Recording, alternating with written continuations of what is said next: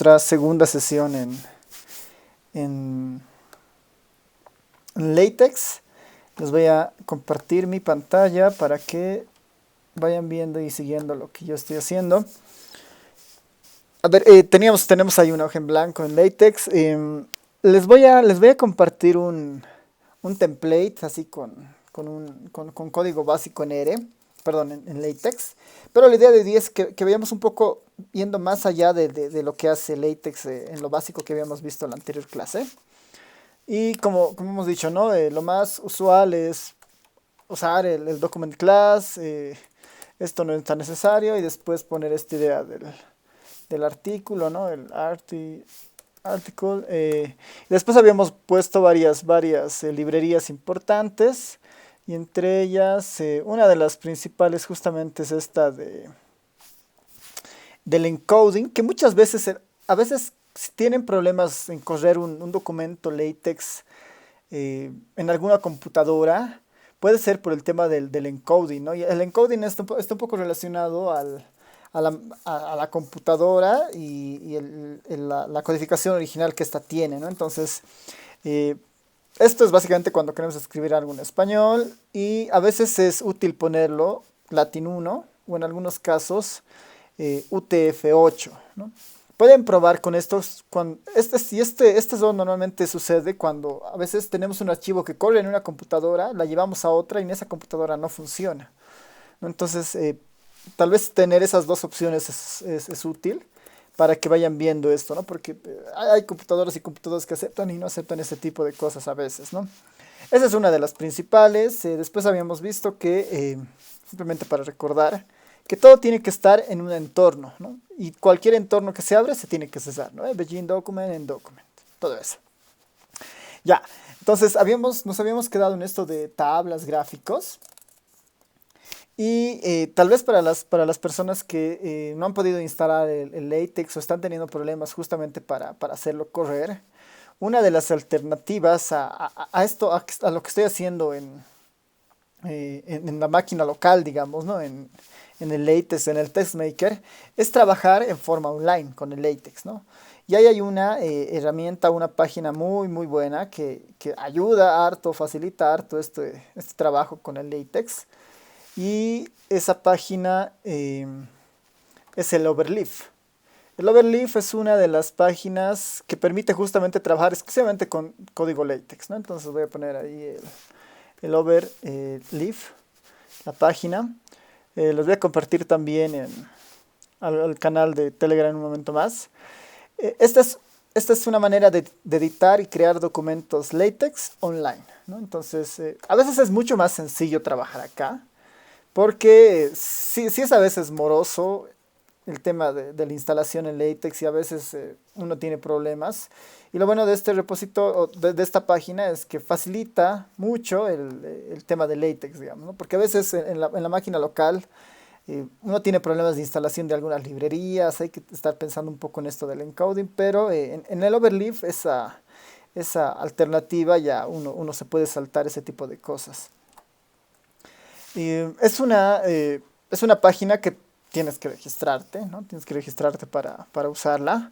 De manera general, es una página de libre acceso, no les va a cobrar absolutamente nada. Y hay características de que sí puedes pagar y tienes también la cuenta libre, digamos, ¿no? Estoy registrando una cuenta ahí, ¿no? Y puedo, tengo bastantes templates originales. Por ejemplo, ¿no? Crear su primer proyecto una vez que me he registrado y me dice, bueno, ¿qué quieres hacer? ¿No? Un journal académico, un libro, una carta, un póster, una presentación, una tesis, digamos, ¿no? Un ejemplo, ¿no? Yo quisiera empezar con una especie de documento académico, digamos, ¿no? Y lo bueno de esto es que tiene una galería inmensa de documentos generados en LaTeX, ¿no? Van a ver que hay un montón de documentos según, ¿no? Aquí tengo un montón de opciones para ir viendo algunos temas en específico.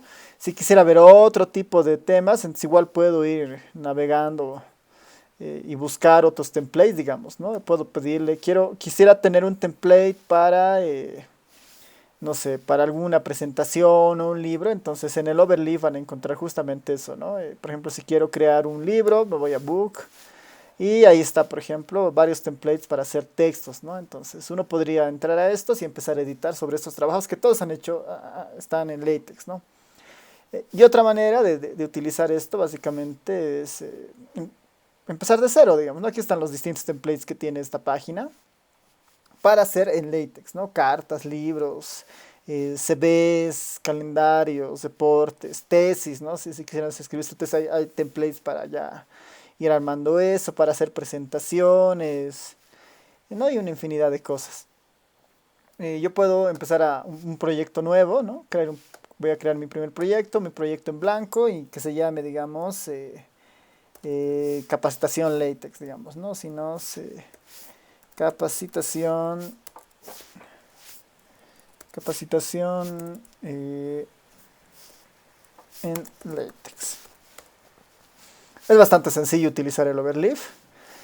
Y lo bueno es eso, que no nos tenemos que preocupar en instalar algo y funciona muy bien en LaTeX, o sea, funciona muy bien en línea, ¿no? Y ya aparece con un template acá, digamos, ¿no? Si notan, está todo lo que hemos visto en la anterior clase, ¿no? Ya por defecto ha aparecido el tipo de documento, que es un artículo, una de las librerías útiles, que es justamente la del Input-Env, ¿no? La Input-Env, que ve el tema del encoding, que me permite introducir los acentos y las señas y todas esas cosas. Le está poniendo un título por defecto, un autor y una fecha, digamos, ¿no? Y está ya haciendo la introducción de esto, ¿no? Ya me muestra justamente un documento LaTeX básico, digamos, como el que habíamos visto. Yo podría exportar algunas características o algunas ya cosas principales que habíamos visto en la anterior, ¿no? Por ejemplo, este código que estoy copiando en, en el Overleaf me permite ver de alguna manera, trabajar con el margen, por ejemplo, ¿no? O los márgenes van a ser de 1 pulgada, arriba, derecha, izquierda, derecha. Perdón, arriba, abajo, izquierda, derecha. Pongo esto y básicamente lo puedo compilar, ¿no? Este es el botón para compilar, se compila y ya los márgenes están listos, digamos, ¿no? Acá puedo trabajar en línea sin preocupar mucho de la instalación, eso es lo bueno, digamos, ¿no? Álvaro Chirino, capacitación LaTeX, fecha, si recordamos estas secciones eran, ¿no? Estaban orientadas justamente a ir introduciendo las diferentes secciones que tenemos, el comando section, y lo bueno es igual que tiene este autocompletado, ¿no? Esto puedo poner acá objetivos, después puedo poner acá la motivación, la motivación,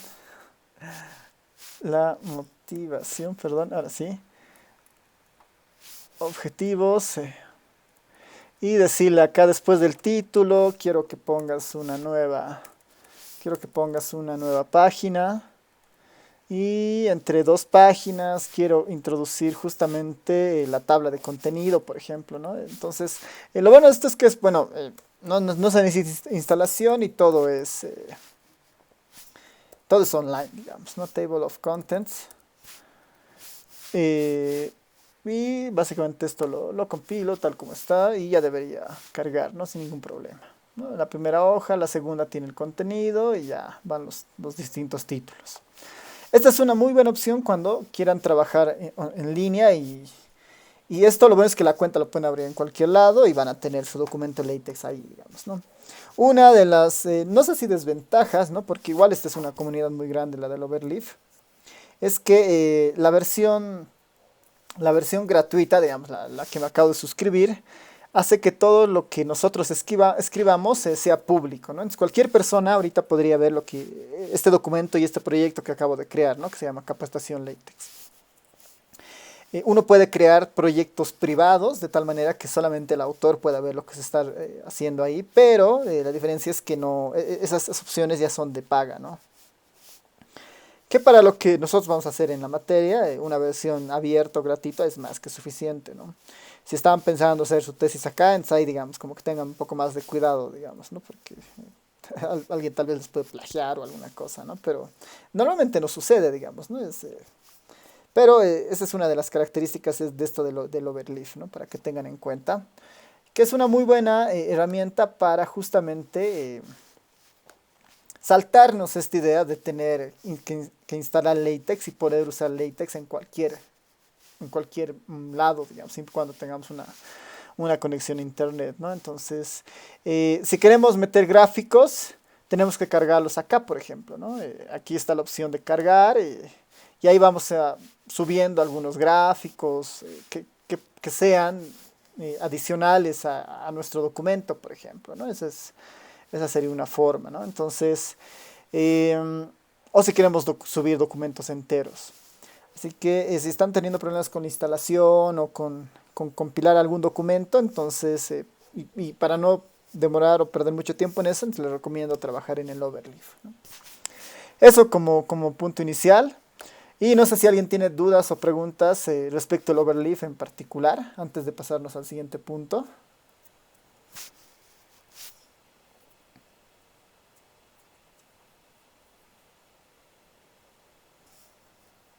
Ya, a ver, alguien mandaba una pregunta y la pregunta dice, bueno, no hay preguntas, ya. Está bien. Si nadie más tiene preguntas, entonces nos pasamos a la siguiente que es ver algunas características adicionales de esto del LaTeX para empezar a usar con el ERE sobre todo, digamos, que eso es un poco lo interesante, ¿no? Ya habíamos visto tablas, habíamos visto gráficos, queremos mejorar los gráficos, ya depende de lo que ustedes quieran hacer, ahí hay que un poco empezar a meterse más a fondo en el LaTeX. Pero en general veremos un poco del uso de la interacción del LaTeX con el ERE, ¿ya? Entonces vamos a empezar desde lo más sencillo ahí. Y voy a abrir una consola del ERE Studio para que vayamos teniendo un trabajo desde cero. Ahora, el ERE por defecto viene con una librería, bueno, no por defecto, hay que instalar una librería, pero hay una librería muy interesante en el ERE para justamente trabajar con tablas en LaTeX, ¿no? Hay una librería muy útil para trabajar en tablas con LaTeX, ¿no? Entonces, mientras carga, voy a abrir un script cualquiera, ¿no? Voy a abrir un script cualquiera. Voy a borrar como siempre, ¿no? la memoria porque para no tener problemas con objetos que estén ahí, digamos, flotando en la memoria. Hay una librería que hay que instalarla, ¿no? Hay que instalar esta librería que se llama Xtable, ¿no? La librería Xtable. Esta librería me convierte casi cualquier objeto, o casi cualquier salida tipo tabla del ERE, me la convierte en código LaTeX, ¿no? Para ponerle en un LaTeX. Entonces, es por eso esta librería es muy buena, porque cualquier tabla que yo genere en el ERE, después la voy a poder importar fácilmente al LaTeX, ¿no? Entonces, esto pensando en que estamos trabajando un poco en paralelo, digamos. Por un lado en nuestro código ERE y por otro lado en nuestro documento en LaTeX.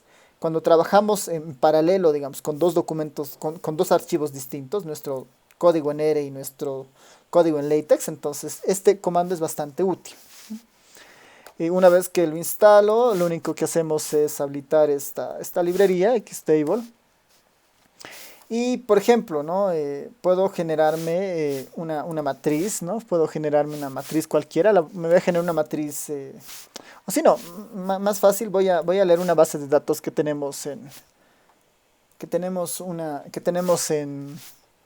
el repositorio. En el repositorio he puesto varias bases de datos, entre ellas hay una base de datos de las encuestas hogares, podría jalarme una de esas bases de datos. Entonces, si me dan un momento, voy a cargar la dirección donde tengo el repositorio para cargarlo directamente en el ERE, ¿no? Ya, entonces ahí tengo mi repositorio y la dirección. Van a ver que ahí tengo diferentes bases de datos. Dado que mi repositorio lo he descargado en la computadora, tengo esas 5 bases de datos disponibles, digamos, ¿no? Tengo la base de datos de esto del COVID-19 a la fecha, la encuesta hogar de 2018, la ENSA, la encuesta de niños y esto de la elección del 20 de octubre. Podemos trabajar con esta encuesta 2018, por ejemplo. Entonces, si recuerdan lo que habíamos visto, basta con cargar la base de datos. Voy a hacer un load de esta base de datos, la eh18.rdata. La cargo y van a ver que este archivito viene con si no me equivoco, dos bases de datos, ¿no? La de personas y la de viviendas de la encuesta Hogares 2018. Entonces, por ejemplo, ¿no? Si yo quisiera hacer una tabla de contingencias de esta base de datos, ¿no? Yo podría hacer una tabla de contingencias de la base de datos de la encuesta de hogares, ¿no? De la encuesta Hogares 18. Eh, Veremos la de vivienda, posiblemente la de vivienda, y alguna de estas variables, por ejemplo, la de departamento, ¿no? Una tabla primero, una tabla sencilla, ¿no? Que es esta, ¿no? Chuquisaca, La Paz, Cochabamba, Oruro, ¿no? Una tabla por departamento. Eh, ¿Cómo funciona el comando xtable? Simplemente, por ejemplo, esta salida la puedo guardar en un T1 como una primera tabla, un T1, y simplemente lo que yo hago es ponerle xtable T1, xtable T1. Lo compilo y el código en LaTeX me sale acá, ¿no?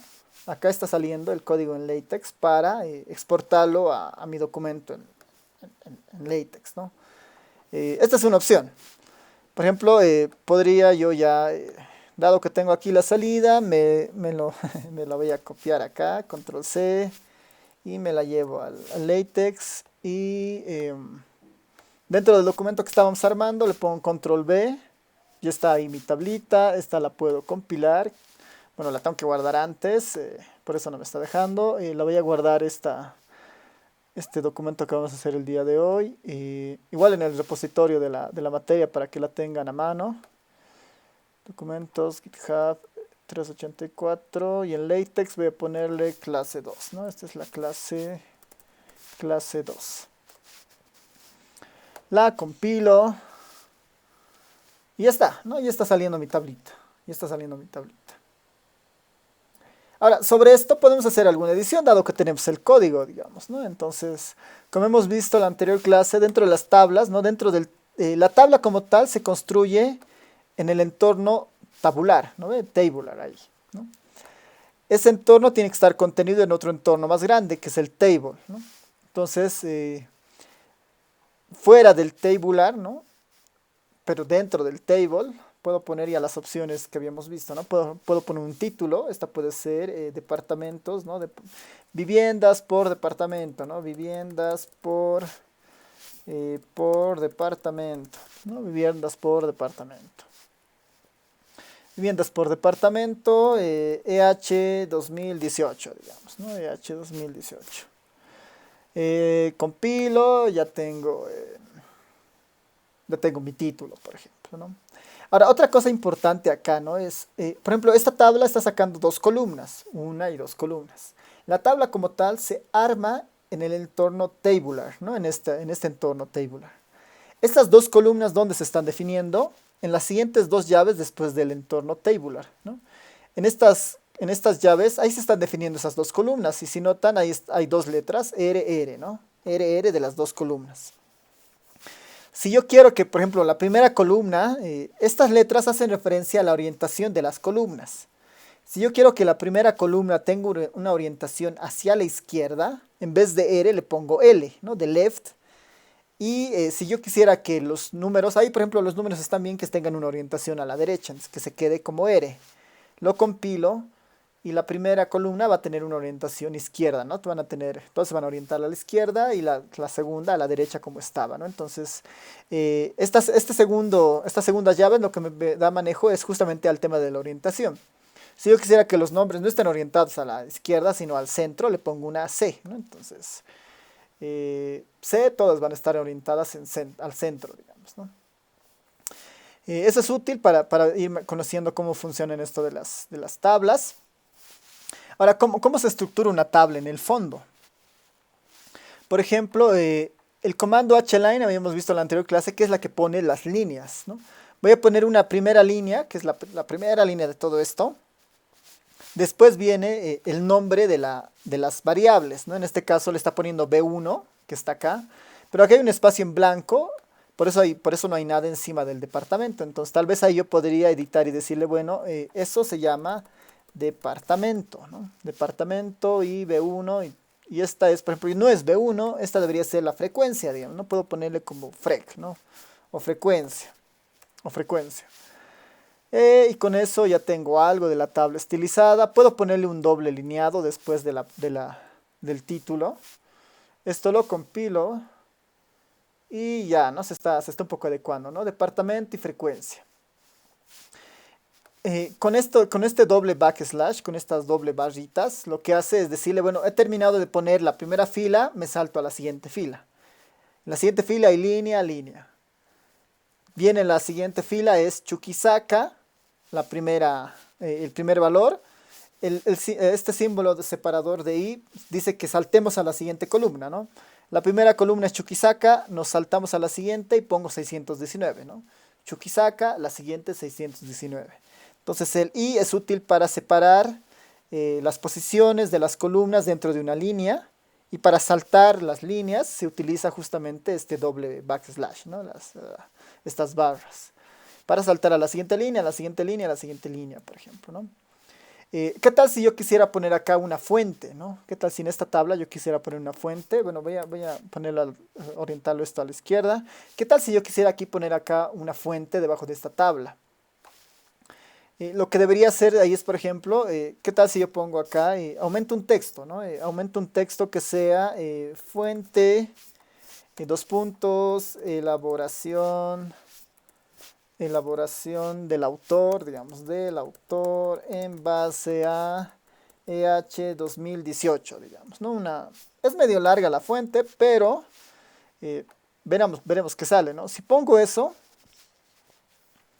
van a ver que la primera columna se ha alargado demasiado, ¿no? Se ha alargado demasiado, ¿no?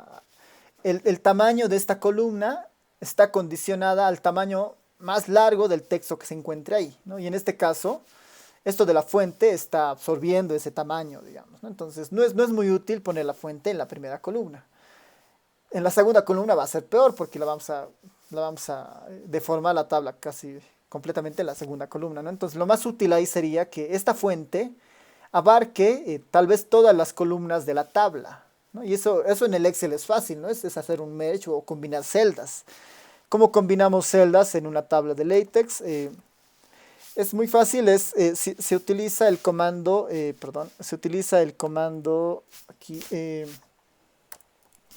voy a poner el comando multicolumn, que me está diciendo, voy a unir múltiples columnas, y justo tiene estos tres argumentos que están viendo en pantalla, ¿no? El primer argumento me dice, ¿cuántas columnas voy a unir? Bueno, como mi tabla tiene dos columnas, máximo le puedo poner dos, ¿no? Dos columnas.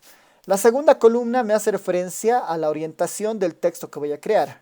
Puedo ponerlo a la izquierda con L, a la derecha orientado a la derecha, o al centro con C.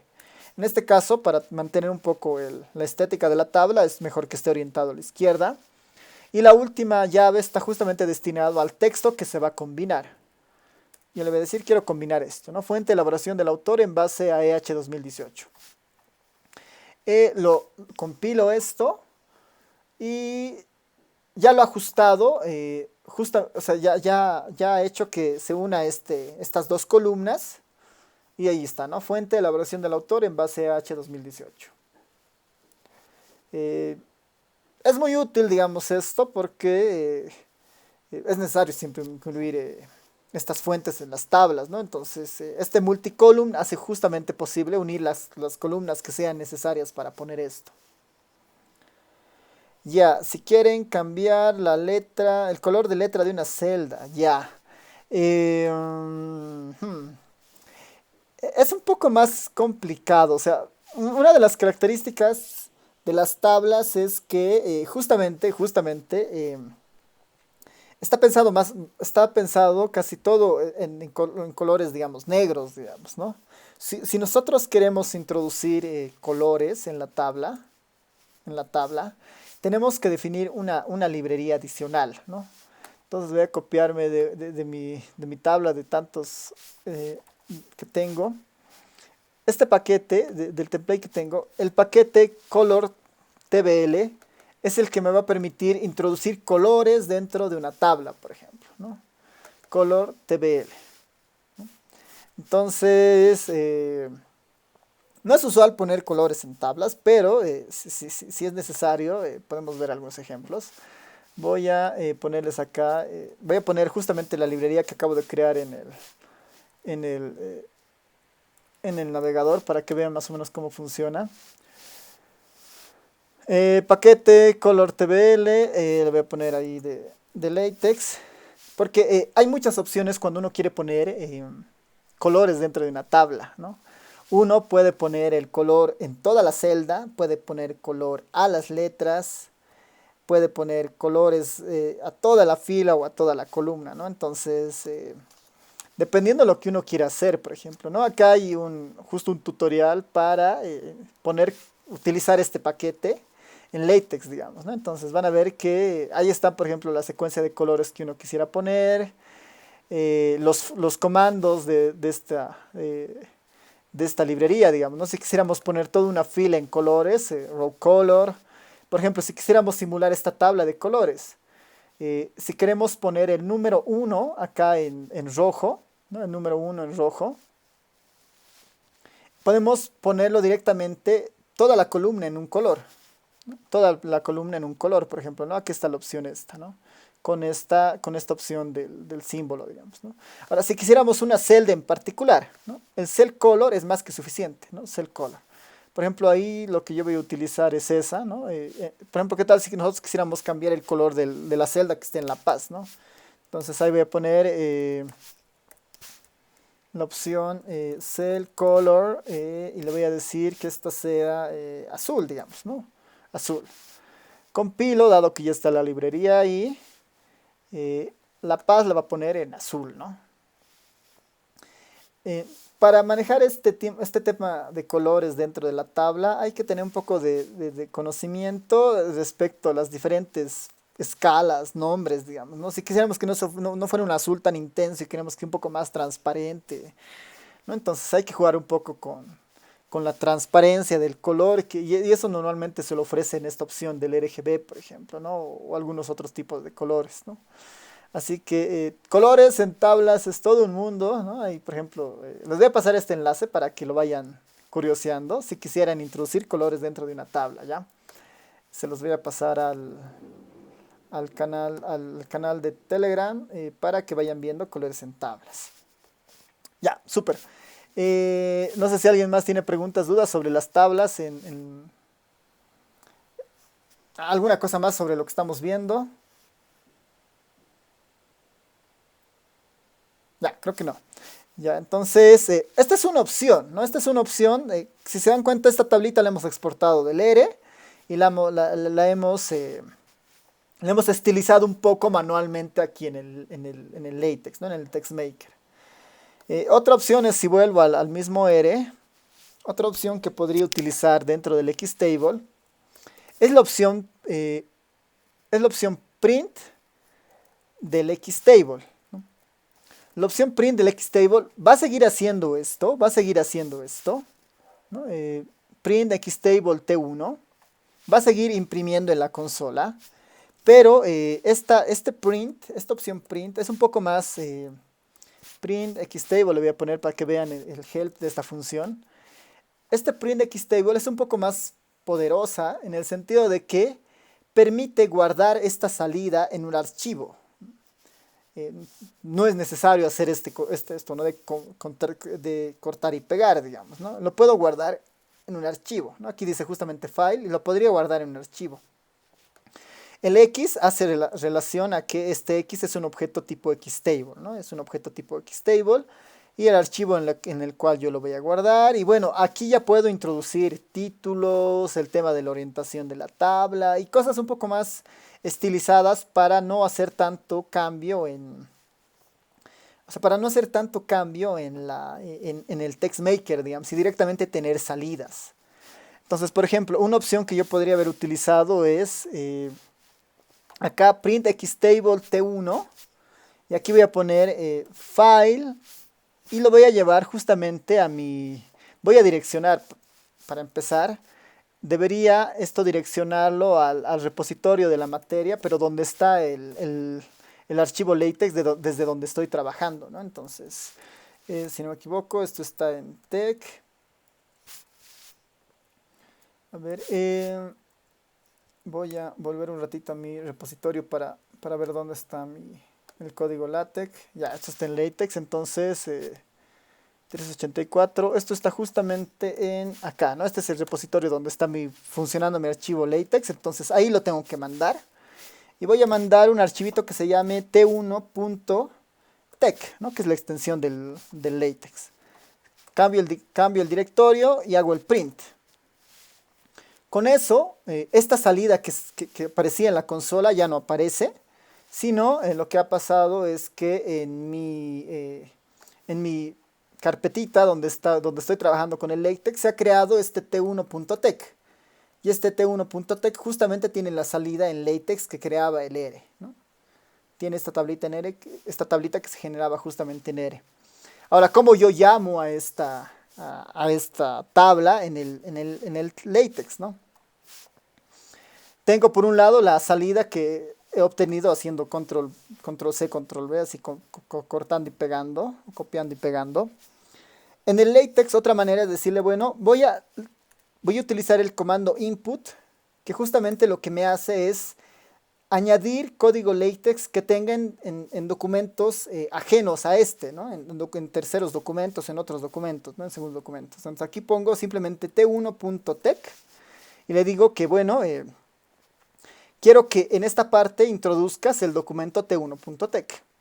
Lo compilo y el input lo que va a hacer es introducir eso, ¿no? Acaba de introducir la salida del LaTeX, ¿no? Ese es el input. Entonces puedo crear un montón de salidas en el R, en LaTeX, y después puedo utilizar el input para pegar esas salidas, por ejemplo. Hay dos comandos que hacen eso en el LaTeX, el input y el include.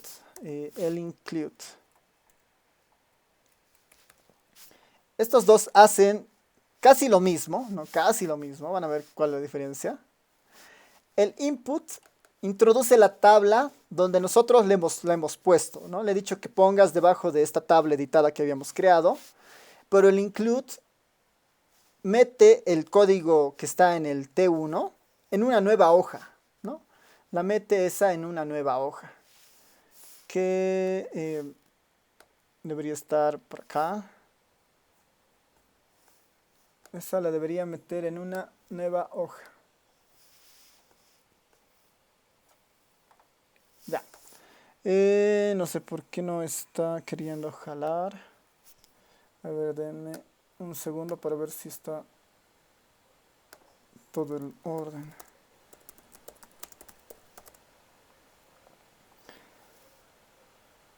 Ya. Qué extraño que no me esté queriendo jalar esto. A ver, lo voy a compilar otra vez. No está reconociendo el include. Ya. A ver, más adelante vemos por qué está sucediendo eso. Pero el input por el momento es más que suficiente. Que me introduce la tabla justamente ahí abajo, digamos, ¿no? De lo que estoy creando.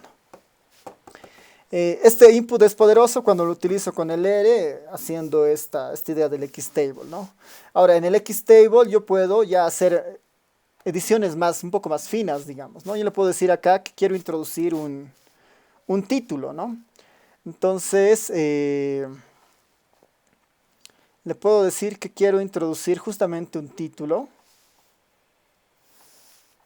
Y esto lo debería hacer en la opción del XTable directamente acá, ¿no? Acá le puedo decir que quiero introducir un título dentro del XTable, no dentro del print, dentro del XTable. Y aquí puedo poner, ¿no? Departamentos, ¿no? Departamentos. Lo guardo, lo vuelvo a correr esto. Perdón, vuelvo a correr esta línea.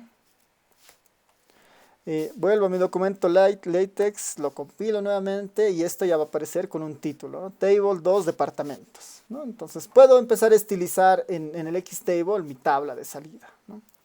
Entonces ahí tenía alguien una pregunta, ¿cómo se pueden introducir fórmulas en tablas? ¿Ya? A ver, vamos a empezar con un ejemplito sencillo acá.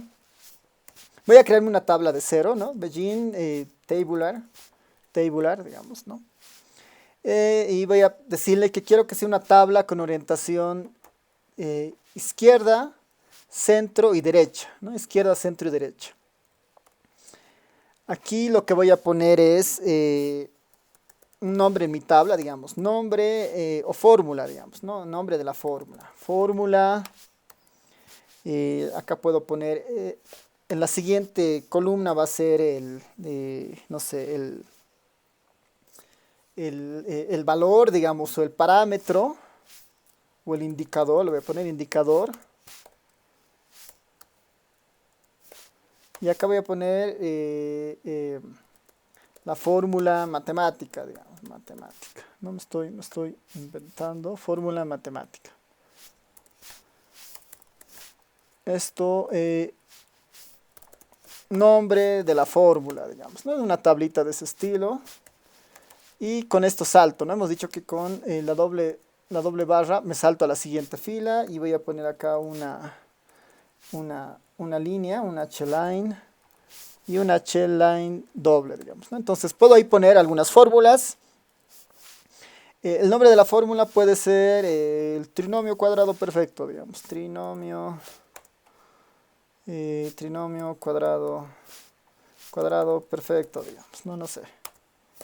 El indicador, o no, bueno, estoy escribiendo cualquier cosa, no necesariamente va a tener sentido, pero acá con el doble pesos puedo poner la fórmula, digamos, ¿no? O el indicador, o un poco la clave del indicador, puedo poner A más B, esto elevado al cuadrado, por ejemplo, ¿no? Entre pesos, entre un peso simple puedo introducir esto dentro de la tabla. Separo con un i. Por ejemplo, este resultado es igual a ¿qué? Nuevamente doble peso, entonces la primera elevada al cuadrado, más el doble de la primera por la segunda, más la segunda elevada al cuadrado, digamos, ¿no? Ahí termina mi tablita y lo compilo. ¿Qué está pasando? Bueno, aquí me he olvidado de la doble línea, ¿no? La doble línea que les digo, aquí termina aquí termina esta fila, ¿no? Y ya está, ¿no? Entonces tengo mi formulita ahí, ¿no? Nombre de la fórmula, trinomio cuadrado perfecto, indicador A más B al cuadrado igual, fórmula matemática, tal, digamos, ¿no? Podría utilizar esto para, ¿no? Nombre de la distribución, parámetros, ¿no? Hay fórmula, esperanza, varianza, digamos, ¿no? Podría ir armando una tablita para hacerme un formulario ahí, por ejemplo, ¿no? Eso, o sea, para introducir fórmulas dentro de una tabla, utilizar el peso simple, ¿no? El peso simple a ambos costados de la fórmula que voy a introducir. Entonces, respondiendo a Marcela, sí se pueden introducir fórmulas en las tablas, ¿no? Como lo acabamos de hacer. Ya, entonces, seguiremos viendo algunas utilidades más del Xtable. El Xtable, por ejemplo, es bastante útil cuando yo quiero hacer algún tipo de regresión, por ejemplo, ¿no? ¿Qué tal si yo quiero acá hacer un modelo lineal utilizando justamente la base de datos que tengo de la encuesta hogares 2018 de personas, por ejemplo, ¿no? La encuesta hogares 2018 de personas. Yo quiero hacer una regresión entre dos variables, ¿no? Vamos a ver qué nombres hay en esta base de datos. En esta base de datos que es la EH18P, van a ver que al final hay bastantes variables que se pueden utilizar para esto, ¿no? Puedo utilizar esta YLAB, que es justamente el ingreso laboral, ¿no? Quiero saber el ingreso laboral de las personas, qué tan condicionado estará, por ejemplo, a los años de educación que tiene, ¿no? Entonces, esa es la variable a estudio, ¿no? Entonces, a estudio, ese es el modelito lineal que se obtiene de esa relación. Le puedo decir al ERE que quiero un resumen de esta regresión para que me muestre la tabla, ¿no? Los coeficientes y todo esto. Y bueno, dado que está sacando este resultado, este summary entero le puedo mandar a un Xtable. Lo mando a un Xtable y ya lo ha comprimido en una tabla. Y todo este Xtable lo puedo mandar a un print, ¿no? Lo puedo mandar a un print. Y en un archivo que se llame t2, digamos, .tec. t2.tec lo guardo. Y me voy a mi código LaTeX. Me voy a mi documento en LaTeX. Y acá lo que le puedo hacer es, bueno, un input de la tabla que acabo de crear, ¿no? De la tabla que acabo de crear, que es la T2. Esto compilo y ya tengo una tablita con una salida de una regresión, que está justamente aquí abajo, ¿no?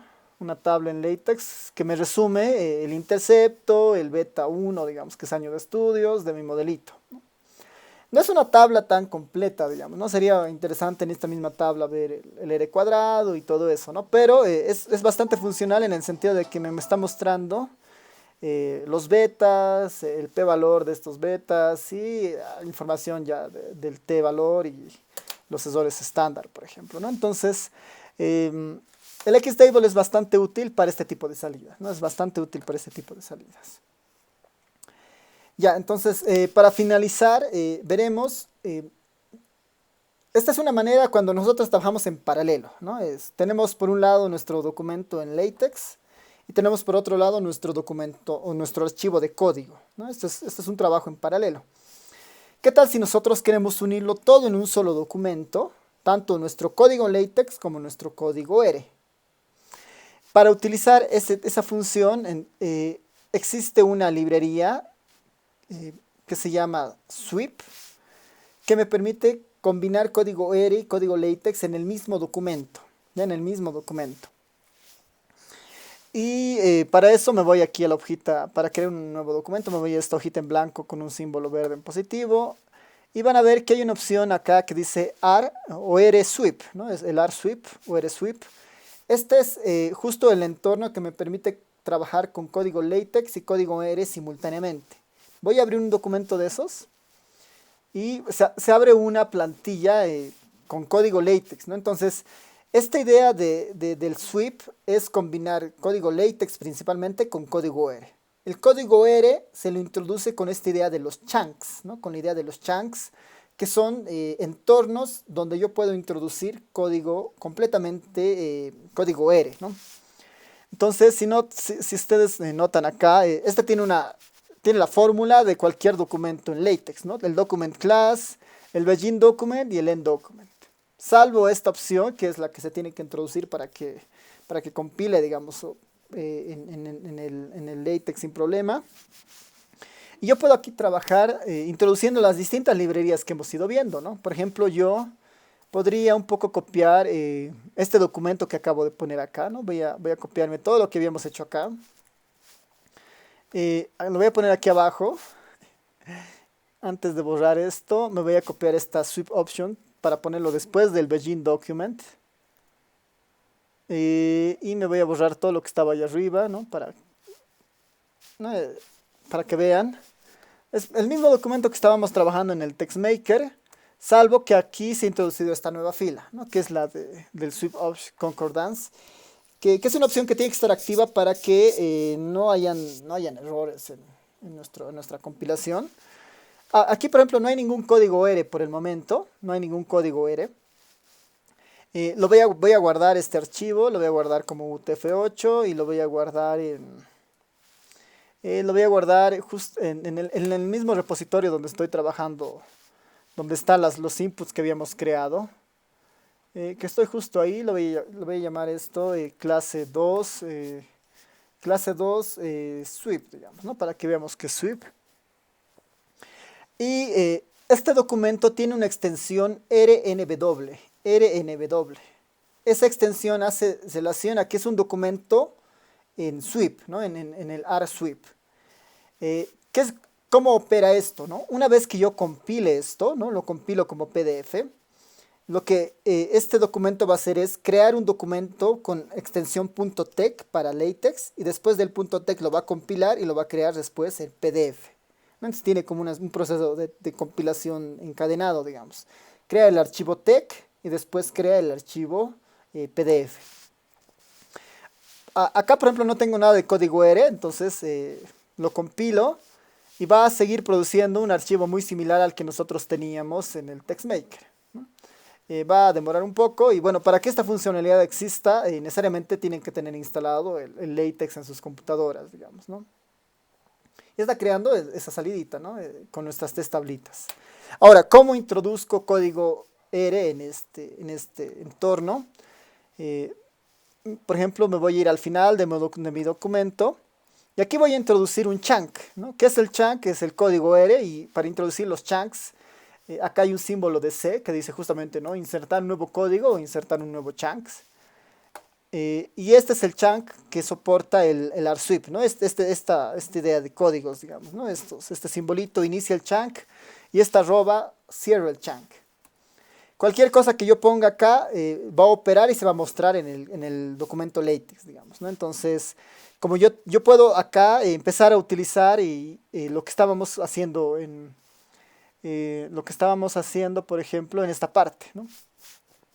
Puedo direccionar y cargar mi base de datos de la encuesta hogares, ¿no? Voy a decirle, quiero que este chunk cambie directorio, cargue esta base de datos y después, por decir, me haga un summary de la variable EH18P utilizando la variable, por decir, esta que es edad, por ejemplo, ¿no? Este resumen me lo va a mostrar, ¿no? Entonces, lo compilo y van a ver que el resultado en la última parte, acá por ejemplo está diciendo que sí ha encontrado un chunk, ¿no? Solamente hay un chunk, por ejemplo, ¿no? Pero hay un error. Al parecer, la voy a volver a compilar para que tal vez ese sea un problema. Necesita compilar más veces. Ya. Esto ha ocurrido porque hemos cambiado el directorio. Ya, ese sí ha sido tal vez mi culpa. Cuando se trabajan con estos entornos dinámicos como Markdown, Shiny o en este caso el Sweep, no hay que cambiar el directorio, ¿no? Eso es lo que me estoy olvidando. No hay que cambiar el directorio. No puedo utilizar un set BWD.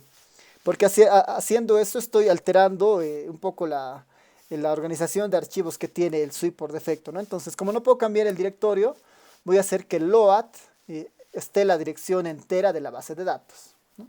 Ese es el error básicamente ahí. Entonces lo voy a volver a compilar esto.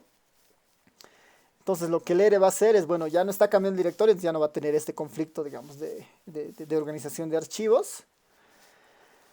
Y va a operar sin ningún conflicto y ya, como han visto, borrando eso y direccionándolo de esta manera, ya me está saliendo el resultado, el PDF acá. Con las 3 tablitas que teníamos antes, las 4 tablitas más esto. Y aquí abajo se está mostrando el código y está mostrando la salida que ha generado ese código en el documento PDF de salida del LaTeX, ¿no? Si yo quiero obviar este código de acá, solamente quiero la salida, le tengo que decir aquí al chunk hecho igual false, ¿no? Le estoy diciendo que dentro de estos dos símbolos de menor, menor, mayor, mayor, están las opciones del chunk, ¿no? Hago correr esto nuevamente con el hecho igual a false y lo que va a salir es que ya no me va a mostrar el código fuente, ¿no? Y lo único que me va a mostrar es la salida del código fuente, que era justamente la salida del summary, ¿no? Que está aquí abajo. Esto ya es bastante útil, por ejemplo, ya no necesitaría, por ejemplo, hacer un xtable acá. Directamente podría escribir lo que hemos puesto hace rato, que es este summary. En vez de esto, debajo del chunk puedo decirle, bueno, summary de esta regresión lineal entre ingreso laboral y años de educación de la base de datos EH18P, ¿no? Esto lo compilo y este chunk va a generar 2 salidas. El summary de la variable edad y después el summary de la regresión que tenía de la encuesta hogares, ¿no? Entonces acá ya me está mostrando la primera salida, que es el resumen del summary de la edad, y el segundo, toda esta parte, me está mostrando la salida de la regresión que había utilizado, por ejemplo, ¿no? Entonces, el sub es muy poderoso, siempre y cuando tengamos ese manejo del código LaTeX y código R, digamos, ¿no? Y a veces es mucho mejor que el Markdown a esta altura, porque el LaTeX es mucho más poderoso para hacer documentos académicos. Más poderoso que el Markdown, digamos. El Markdown está más orientado a generar contenido HTML, por ejemplo, ¿no? Mientras el Sweep está orientado completamente a documentos académicos más la utilización de código R, ¿no? Entonces, para utilizar el sweep, sí es un poco necesario ir entrenándose en conocer estos códigos LaTeX y después ya fusionarlo con el manejo del R. Una de las desventajas de este sweep acá es que, por ejemplo, el código LaTeX no va a aparecer, digamos, ¿no? Si yo escribo acá section, no me aparece la sugerencia, no tiene este autocompletado, ¿no? Yo tengo que conocer los códigos LaTeX para empezar a escribir esto, ¿no? Conclusiones, digamos, ¿no? Entonces, esa es una de las desventajas, ¿no? Que un poco se las cubre en la medida que se cubre en las medidas en que conozcan más del código LaTeX. Ahora, también puedo hacer el trabajo de forma inversa, digamos, ¿no? Si yo trabajo en RStudio, ¿no? Ahí está conclusiones, ¿no? Si yo trabajo en RStudio, me va a aparecer el autocompletado de los comandos en R, pero no me va a aparecer el autocompletado de los comandos en LaTeX, por ejemplo, ¿no? Pero si yo trabajo en el TextMaker puedo abrir un documento sweep, por ejemplo, ¿no? Aquí voy a abrir el documento sweep que acabamos de crear, el RNW, que está justamente acá. Igual va a abrir y va a reconocer, acá está el documento RNW, con el código, con el chunk en R que habíamos hecho. Y yo acá, en vez de apretar QBuild, debería apretar el rsweep. El rsweep, ¿no? El compilador que tengo que utilizar es ahora rsweep. Lo compilo. Ha funcionado sin problemas. Le pido ver el PDF y está funcionando sin ningún problema, ¿no? Ahora, si trabajo desde el TextMaker, tengo que utilizar esta opción de compilación, el rsweep en esta parte. Pero ahí la dificultad es inversa, digamos. Tengo acceso al autocompletado del código en LaTeX, pero no tengo el autocompletado del código R, digamos. Acá sí debería tener más conocimiento del código R y decirle, bueno, quiero además hacer un summary de años de estudio y aquí incluirle la variable de edad, digamos, ¿no? Entonces aquí ya no tengo la facilidad de que me daba el estudio, pero puedo introducir, sigue código en la medida que yo tenga dominio del código en el estudio. Entonces van a ver que acá no lo voy a compilar una vez más, aparte del primer summary debería ya estar introduciéndole el segundo summary más, ¿no? Ya, entonces aquí es bien importante en el sweep. La primera compilación me va a generar el documento tech, ¿no? Y la segunda compilación que la podría poner acá ya me va a empezar a generar justamente el documento, perdón, aquí la voy a compilar primero el sweep, ¿no? Voy a crear el documento sweep, que ya se ha creado, dice que el documento de salida es el archivo .tec, entonces es un poco más moroso porque tengo que abrir el documento .tec. El documento .tec que se está creando es este es el documento que genera el sweep. Está ahí y ahora este debería compilar como normal, ¿no? Como tradicionalmente lo compilamos un documento tech. Bueno, como lo voy a poner como un rsweep. Y la salida, bueno, la voy a poner, perdón, como rsweep y pdf. Ya se está generando el archivo .tech, pero no me está generando el archivo en pdf. Ya, ¿ves? Es un tema de configuración esto en el TextMaker, pero me está generando el archivo .tec, que no debería tener ningún problema al compilarlo como un LaTeX cualquiera. Pero sí me está generando esto del estilo, ya.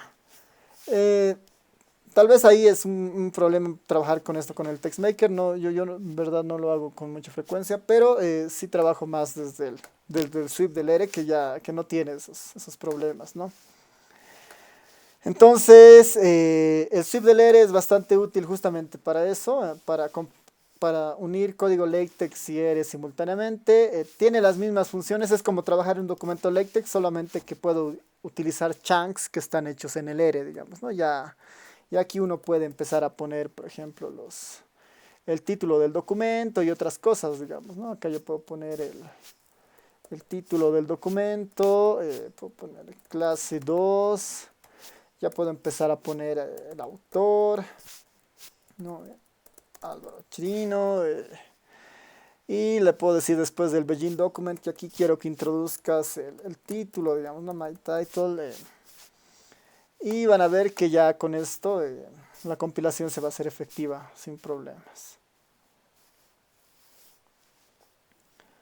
En la medida que su documento sea más complejo, siempre la compilación es un poco más morosa, ¿no? Ahí está, ¿no? Clase 2, Álvaro Chirino, la fecha y todo lo demás, ¿no? Ya, hasta esta parte, ¿alguien tiene dudas, preguntas?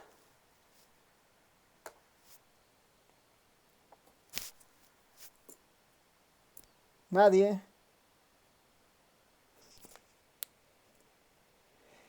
Ya, entonces terminamos acá con nuestra segunda parte de la sesión de LaTeX.